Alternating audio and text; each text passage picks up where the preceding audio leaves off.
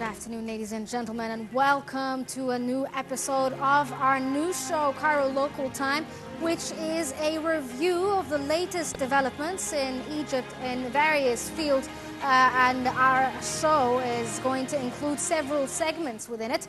These segments include a news bulletin, a short news bulletin, a little bit about the military, as well as tourism, technology. We're going to have some numbers and events for you, in addition to showing you a few of our distinguished moments here in state television, known as Maspilo. Cairo Local Time will be taking place from Saturdays to Thursdays at 4 p.m. and it's an hour-long show. Cairo Local Time today, we are joined in our main segment by Dr. Ahmed Sidqi, the expert of heritage and urbanism administration. To contact us and give us your feedback on the new show and let us know what you think about the show and what we could do to make it a better show. We have our Facebook page, which is obviously facebook.com//CLT Nile TV. And on Twitter, you can contact us at twitter.com/Cairo Local Time 4. As for our email, it is cairolocaltime4@gmail.com. And you can also contact the show live on air if you'd like at 0225794828. So if you have anything to say about this new show, please let us know. Today we'll tackle the most important touristic events which happened in Egypt during the year of 2017. We start with our first item from the Egyptian Museum, marking 114th anniversary with the new evening opening hours. The Egyptian Museum in Tahrir Square is buzzing with activity as the grand plan is in the works as it commemorates the 114th anniversary on Thursday, 17th of November last year. The distinctive for its burnt orange neoclassical facade, the museum was built in 1902. It's home to 150,000 of the nation's most important artifacts from a long and unique span of Egypt's history. Let's take a look at a report on it.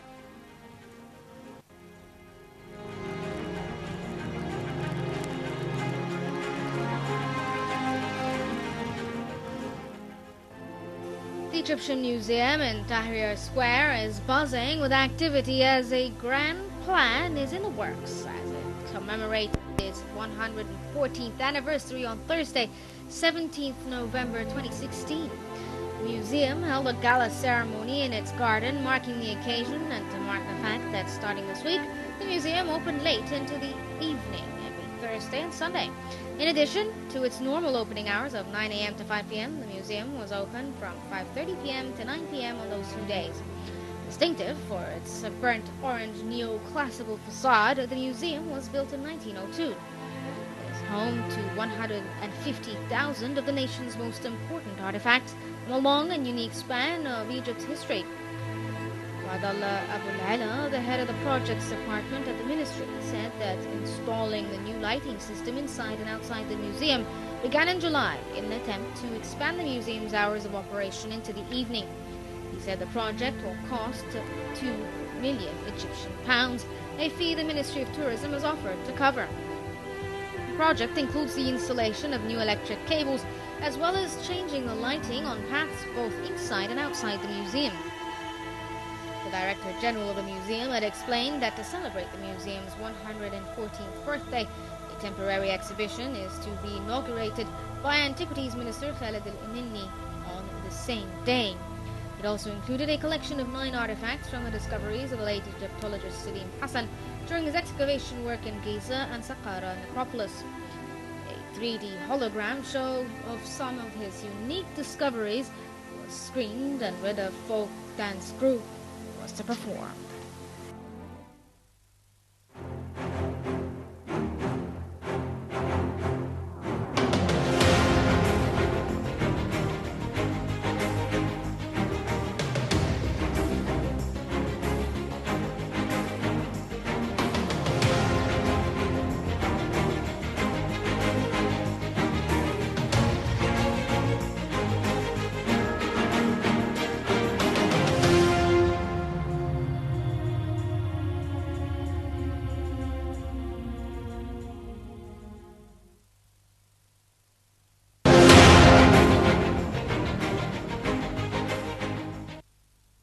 Welcome back. The next item that we have is about the new discovery of Thutmose III's temple in Luxor.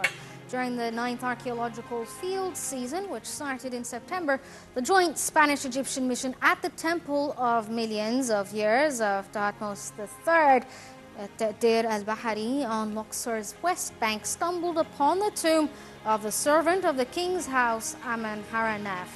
Mission Field Director said the preliminary study determined the name and title of the occupant of the tomb was Amenhotep. The tomb can thus be dated to the third intermediate period, which is from 1070 to 712 BC. The next item is about the French president visiting historical sites and the Egyptian museum. The news item reads, on the final day of his visit to Egypt, French President Francois Hollande was guided by Egypt's Prime Minister of Antiquities, Khaled El-Anani, on a tour around the Salahuddin Citadel and the Coptic Museum in Old Cairo. President Hollande insisted on visiting these two sites. They highlight Egypt's long history of religious tolerance. From Coptic Museum, Hollande called on the entire world to visit Egypt and pointed to several cooperation deals signed between both countries, a number of domains, including the archaeological field.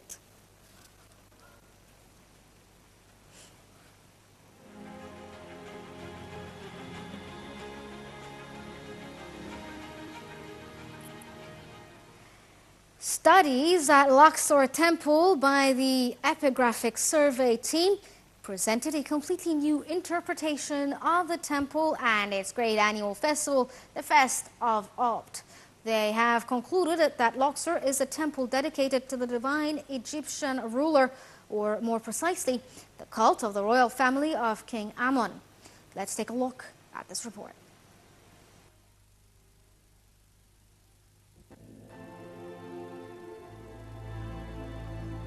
Luxor Temple is the largest ancient Egyptian temple complex located on the east bank of the Nile River in the city today known as Luxor. Constructed approximately 1400 BCE. In the Egyptian language, it is known as a Petret, the southern sanctuary. In Luxor, there are several great temples on the east and west banks. Four of the major mortuary temples visited by early travelers and tourists included the temples of Seti I at Gurana, the temple of Hatshepsut at Deir al-Bahari, and the temple of Ramses II and the temple of Ramses III at Medinat Habu. The two primary cult temples in the East Bank are known as Karnak and Luxor. Unlike the other temples in Thebes, Luxor Temple is not dedicated to a cult god or a deified version of the king in death. Instead, Luxor Temple is dedicated to the rejuvenation of kingship.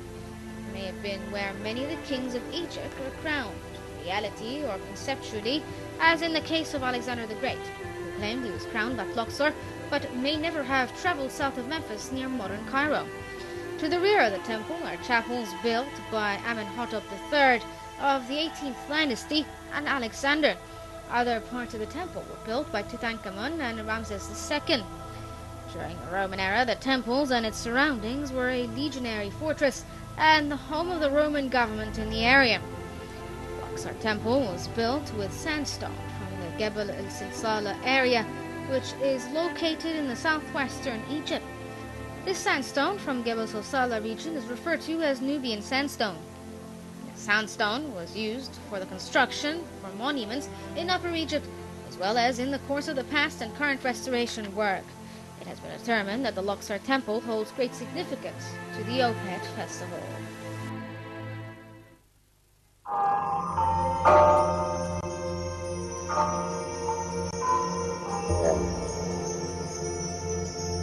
هنا القاهرة. هنا القاهرة. هنا القاهرة. هنا القاهرة. هنا القاهرة. هنا القاهرة. هنا القاهرة. القاهرة القاهرة. هنا القاهرة. هنا القاهرة وحبيبي أنا دمني ما يروح بيكون جنبي. هنا القاهرة.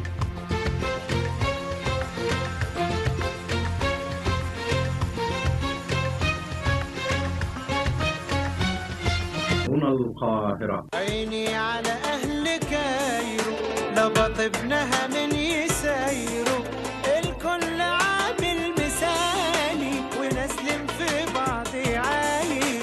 هنا القاهرة الساحرة الآسرة الهادرة الساهرة السافرة السافرة.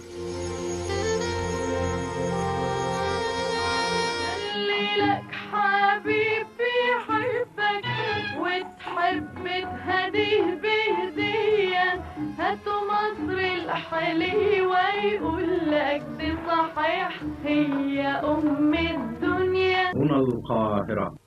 القاهرة ونيلها وكلها وأغانيها ومواويلها وحكاويها يا جمالها. القاهرة تجيلنا تحن لها. Take me back to Cairo, beside the river Nile. My heart belongs to Cairo, oh Cairo, where I have found my smile.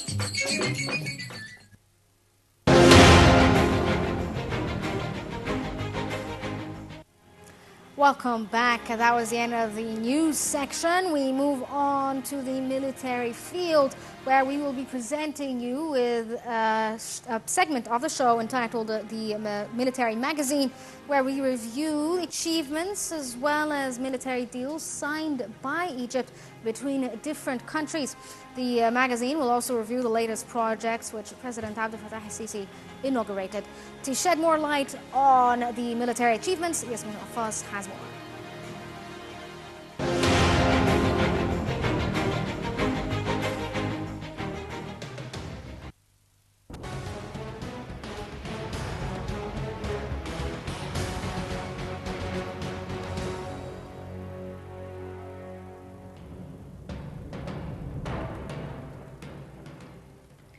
Chief of Staff of the Armed Forces Mahmoud Hagazi met His Excellency Chancellor Aqila Saleh, Speaker of Libyan Council of Deputies.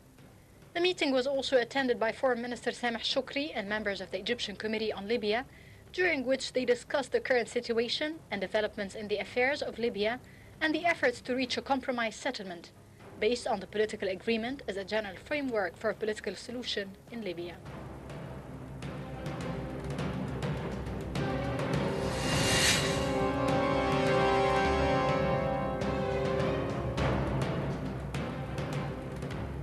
Chief of Staff of the Armed Forces Mahmoud Hagazi attended the celebration of the end of the courses of students arriving for cadres for 37 African countries who have completed their training courses within enterprises and educational institutions of the Egyptian Armed Forces. Hagazi conveyed the greetings and appreciation of President Abdel Fattah al-Sisi, Supreme Commander of the Armed Forces, and General Sirri Subhi, General Commander of the Armed Forces and Minister of Defense and Military Production of the African expatriates, wishing them every success in the future within their duties. He stressed that the depth of the partnership relations and military cooperation between Egyptian armed forces and their counterparts in all the African countries will help face risks and challenges that threaten the African and the Egyptian national security. The ceremony was attended by a number of armed forces commanders and Assistant Foreign Minister for African Affairs and ambassadors and attachés of Arab and African countries.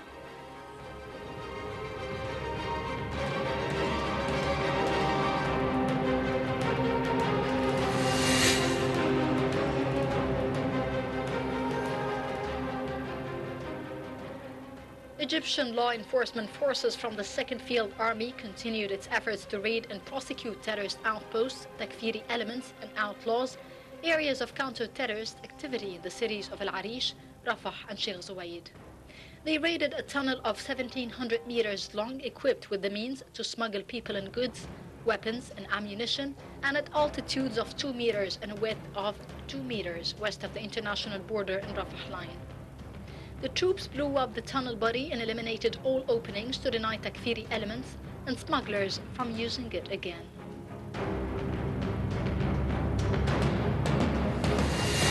مساحة 7,500 فدان يشمل 4,000 حوض استزراع سمكي لإنتاج 160 مليون زريعة و500 مليون يرقة جمبري.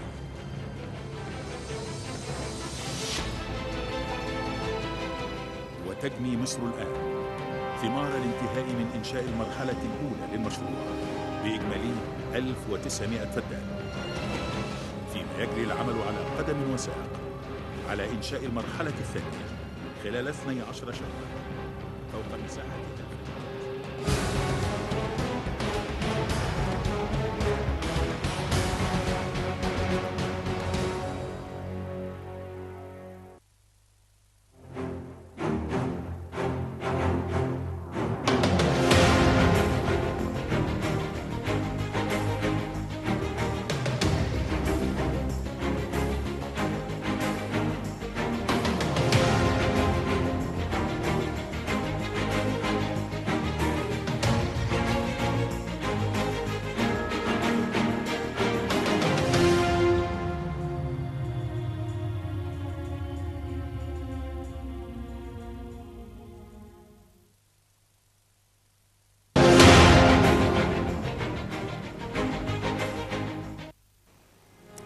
Welcome back.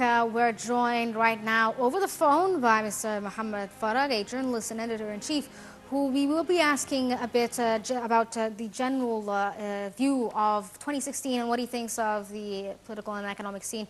Good afternoon, sir. Good afternoon. Welcome. How do you see the cabinet's performance last year? For the cabinet performance, in 2016, if you remember, this government was started in September 2015. Yes. A few months before the start of this year. After this, in the beginning of this year, the Prime Minister, Sharif Ismail, yes, gave his policy statement in the Parliament. I would like to take this statement as a reference if we wanted to review the performance of the government. In this statement, he mentioned some points and some challenges he wanted to take over or come over these challenges in these years. Mainly, these points was in economics. He mentioned the population growth, the problem of population growth, the unemployment rate, the increasement of employment rate, the increasement of invoices of salaries, the negative impact of Russian airplane crash, the negative impact of international economics slowdown. So I think from this statement we can expect that the government in this year was concerned or concentrated on the economics. So this is mainly, if you wanted to review or to evaluate the performance, it will be it will take these points and how the government deal with these points. For the economics also, the government take some actions in this year. It started to devaluate the currency, the pound, in March. Then in November, it's floating the currency. Which is also affected negatively on the prices and the life of the Egyptians because the price is raised for this fueled by this floating. I think for these economics procedures or these economics actions, the government started to take, we can say, the first actions or the necessary actions. In the coming year or the next year or this year, they will need to take another actions. And just they take in the last year actions or necessary actions to reduce the invoice of subsidies or to the floating of the currency, but they didn't take the necessary actions to protect the limited income citizens for these actions or for these prices. But this is very important in the evaluation of the economics procedures the government take in 2016. Yeah, sir, well, 2016 was also significant in the fact that the president declared that it would be the year of the youth. How do you Yeah. see that 2016 working for the youth, especially since we did see a few of them in Parliament? How do you see their performance in the political life, and do you think there's enough done for the youth within 2016? I will not say it's enough, but we can say it's a good start, especially not for the summit held in Sharm el-Sheikh, but as you said, the representation in Parliament. Yes. This is very, very important because this year also, I think the main event of this year was starting of the Parliament, and the representation of YAS is very important for YAS. And as Mr. Fattah al-Sisi, President Fattah al-Sisi said in his statement in the Parliament, we have to hear to the voice of the YAS. So yes, this is was we can evaluate it or consider it as a good start to hear the voice of YAS. Yes. Do you think, I mean, in your opinion, what do you think was Okay. the most influential or most significant decision taken by the Egyptian cabinet in 2016 that affected basically Egyptians, the average Egyptian's life? I think the main decisions they take the floating of the currency, because this decision you can conclude what is the government or what is the Egypt is suffering from in this year. Mainly was we suffer from economic trouble in this year, and the government was resist and or to keep the price of currency, but by the end of this year they cannot resist. They take the decision to float the currency. This decision is the center of all actions or all you can say all attention of Egyptians. So I think the floating of currency is the main decision they take. Okay, Mr. Mohammed Farag, a journalist and editor-in-chief, thank you so much for Thank you very much. That brings us to the end of the telephone segment of Cairo Local Time. We move on to the tourism segment where we review the most important touristic events that took place in 2016. The Great Pyramids of Giza are worldwide icons, the last standing ancient wonder of the world, an undying testament of Egypt's greatness and strength. Many people from all over the globe and celebrities are no different, fly thousands of miles to see the larger-than-life relics, as well as the Egyptian Museum, which is home to an extensive collection of ancient Egyptian antiquities. In 2016, singers, stars, footballers, world leaders have come to marvel at the pyramids. To highlight more on this idea, Abi Metwali has this report.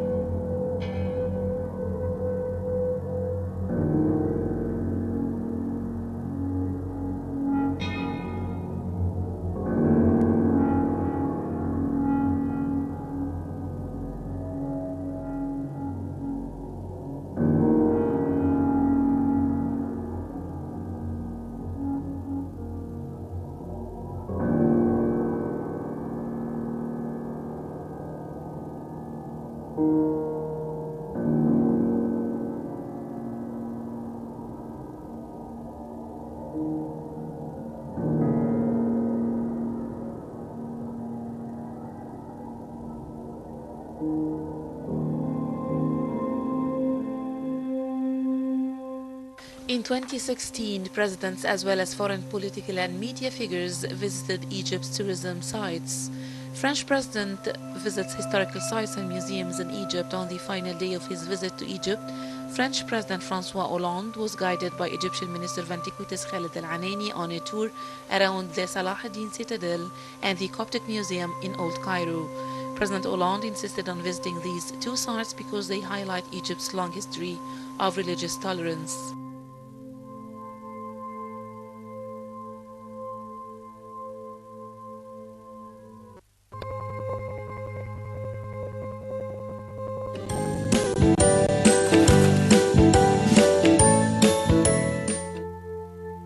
German Vice Chancellor Signer Gabriel visits the pyramids. The Director General of the Grand Egyptian Museum, Tariq Tawfiq, escorted German Vice Chancellor and Economy Minister Signer Gabriel on his tour at the Egyptian Museum in Tahrir in the Giza Plateau. Gabriel was reportedly impressed with the distinguished ancient Egyptian artifacts on display at the museum.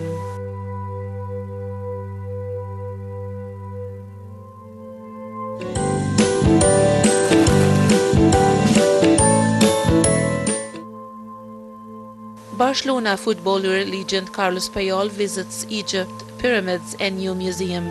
Former Barcelona Football Club captain and Spanish international Carlos Puyol visited the Giza Plateau and the as yet unopened Grand Egyptian Museum. Guided by the museum supervisor, the former European and world champion was shown the state-of-the-art laboratory at the museum and told about the details of its coming collections.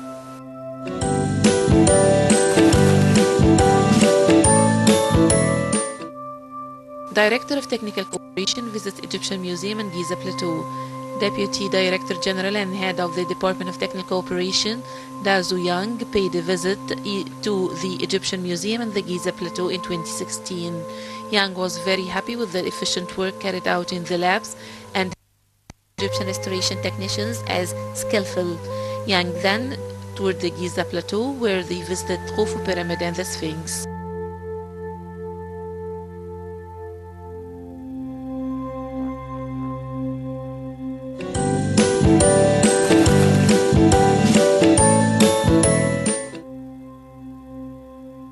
Greek Prime Minister Alexis Tsipras paid a visit to the Giza Plateau while he was in Cairo for a tripartite summit between Greece, Cyprus and Egypt. Tsipras was guided by Minister of Antiquities Khaled Al-Anini during his visit to the Great Pyramid of Khufu and the Sphinx.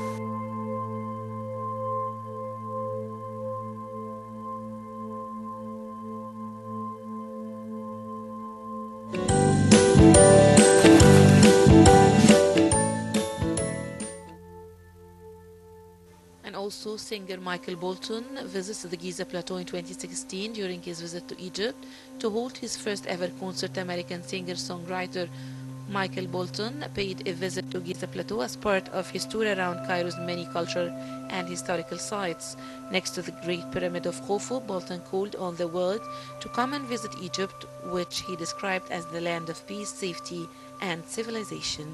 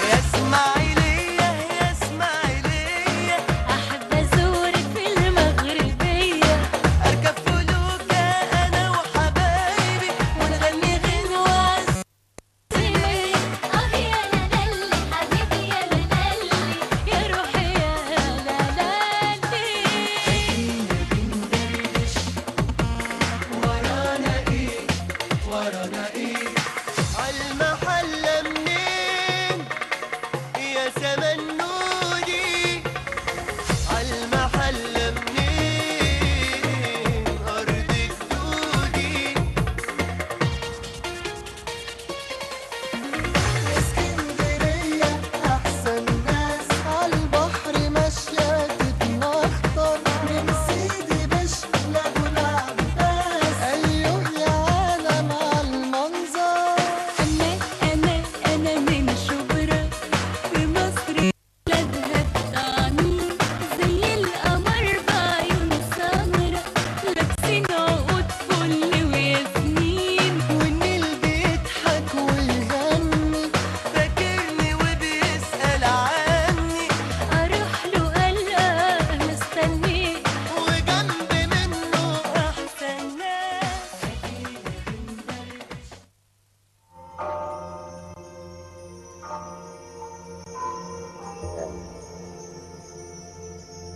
هنا القاهرة. هنا القاهرة. هنا القاهرة. هنا القاهرة هنا القاهرة هنا القاهرة هنا القاهرة. القاهرة القاهرة.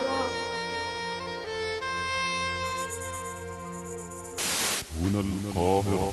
هنا القاهرة وحبيبي أنا ده منين ما يروح بيكون جنبي هنا القاهرة.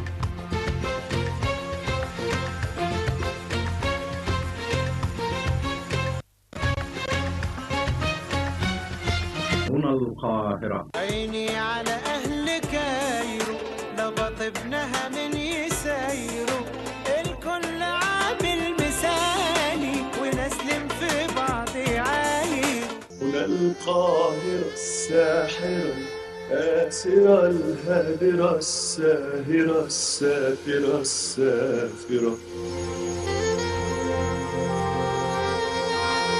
اللي لك حبيبي يحبك وتحب تهديه بهدية هاتوا مصر الحليوة يقول لك دي صحيح هي أم الدنيا هنا القاهرة.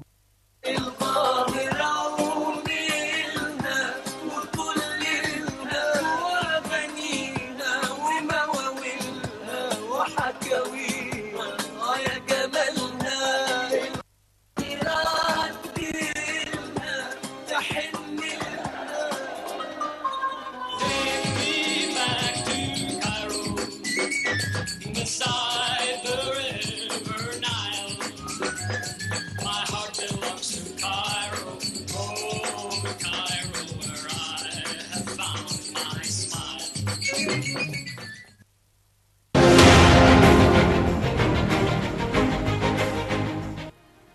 Welcome back. We're joined in the studio by Dr. Ahmed Sidqi, an expert of heritage and urbanism administration and consultant of the Arab League and European Union Organization, Alasco. Good afternoon to you, sir. Good afternoon to you all.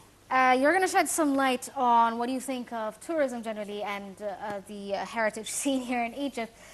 So my first question for you is, what is the most significant touristic event you think in Egypt so far during the year of 2016, in your opinion? Well, I tell you what, the most important thing after the drought in tourism is the selection of Luxor as a capital of tourism and antiquities in the world. That's a fantastic event by itself. And by marking in general in green color by the states, I know it's before the horrible blast, but at least that's been considered. What about defining the idea of cultural heritage? What does that mean? Well, as if you're asking me about something like define the world, it's the whole world embedded in one word. If I'm gonna be a bit boring and more philosophical, I would define something like more structuralism, meaning and definition of the word and the wide word of culture by Robert Eliot. So culture is everything that is environment, context, etc. But I'm going to take you even further. Do you know that culture, when we say and we speak about your heritage, it's your inheritance, so it can be tangible, intangible, like even the recipe of your grandma, even the logical aspects, even the skills of people weaving in certain village. All of these are different arrays and colors of heritage. But I would say it's rather regarding the cultural identity. It's being yourself in Yes. every nation and in every people. But essentially, culture and heritage are slightly different, I suppose. They're not necessarily the same thing. No, in fact, I believe in holism, so everything is integrated together as in Holy Book, so everything's working together for the fine and goodness for those who love God. So the idea is, yes, everything is working together for the benefit and for formulating what is your identity is about. So it is really about the identity. Do you think, well, how do you illustrate the importance of national heritage here in Egypt and its significance in our everyday lives? Well, it's in everything that you do in your life, meaning that national heritage, you're about your identity, as I said before in the first question, or in the previous question. Yes. Most important thing is for the identity. Once again, I'm stressing on that, like, for example, take one case like a village like Haranaya and compare it with Kirdasa. Yes. And here I'm speaking about the intangible heritage. One of them is really very tenaciously stuck to its heritage and what they defined from the skills of the peasants who are weaving and creating art. And Kirdasa that left that. You can compare and see when we are part of art and heritage, what happened and what you've been victimized by and being subjected to.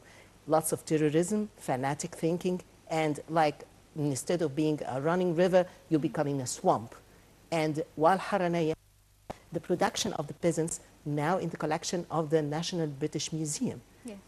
But we're not essentially stuck in time, I suppose, when it comes to heritage. We build upon it. We don't just... Exactly. Some people would say that, well, heritage is something like about mortality, something that's been there but not anymore here.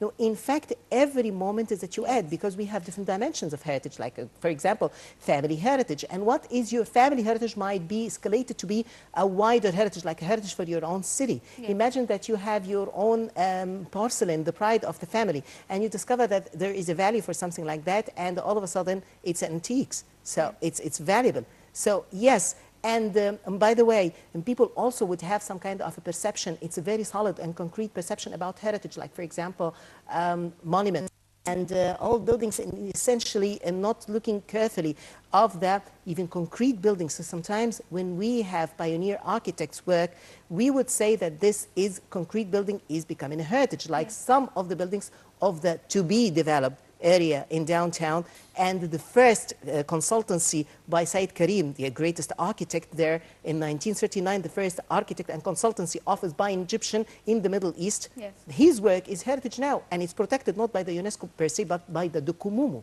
Yes. Everything is heritage. What about the Ministry of Culture and Antiquities?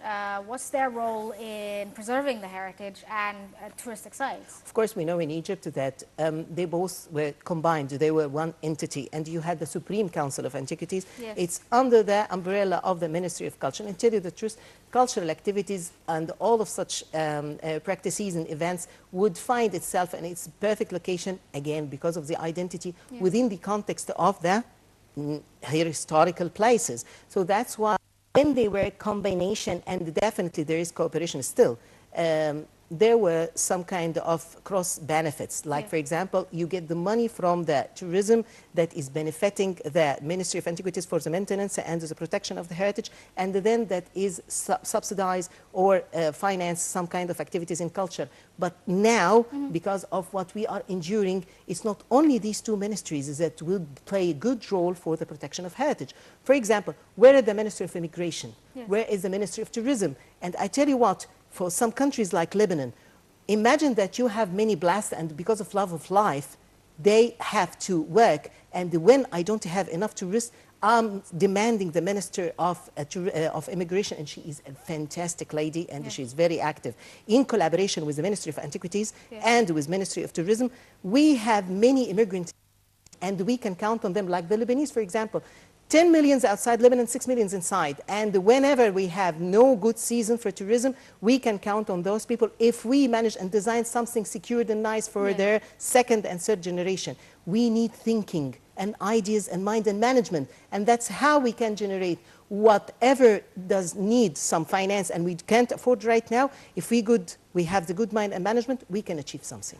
Still on the idea of financing and funding, there was an initiative by the French president as well as the Crown Prince of Abu Dhabi to set up a fund basically to essentially protect endangered cultural heritage sites in armed conflict areas under the patronage of UNESCO. Essentially, obviously, it's about Iraq and Syria. Of course. But how useful is this fund going to be, and would it be just a one-time thing?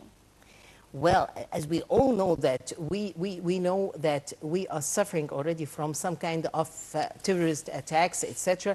And we would need some kind, if we can play very well in applying for the schemes for something like this, again, if we have good management and good management unit, there is always the schemes and there is always application forms. If you know how to play it right, so you can apply, like for example, financing one of the churches that been subjected to lots of attacks, and if we can apply for the scheme and we can be one of the beneficiary of that. Like the attack, the church attack could be under the UNESCO but fund. of course, thanks to the what can I say, the patriotic initiative of the army and the president, His Excellency the President, is not really needed, and it was a gesture that was a must by Egyptian to Egypt.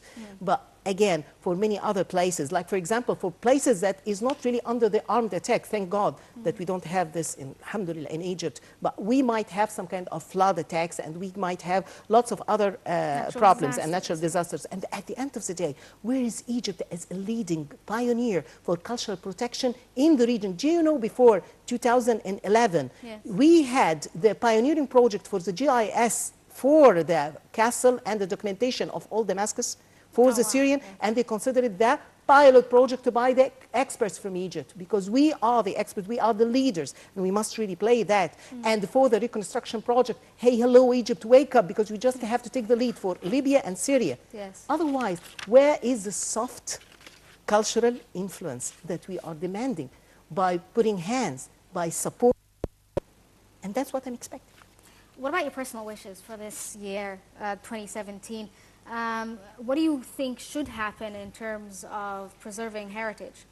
It's a lot. I'm not going to repeat the same word once again, but let me just elaborate on something. Like when you asked me about cultural heritage and national identity, what is the importance of cultural heritage, etc. Let me tell you one quick story.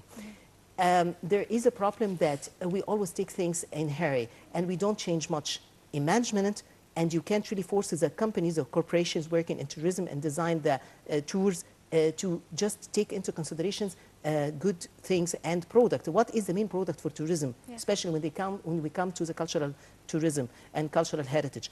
The main product is the information. Have you revisited the information that you had from the Thomas Cook time a century ago? No.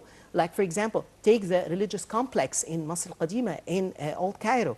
What we have here there is a portal of the Babylon fort. That is the gate where the Amr ibn al-As, when he tried to access this one in support of the Copts who were suppressed by the Roman Orthodox during that time of the Rome or the Byzantine, they had their own chance and the expression of triumph for after years of suppression to have their hanging church over the fort, over the tower there, as the St. George Church.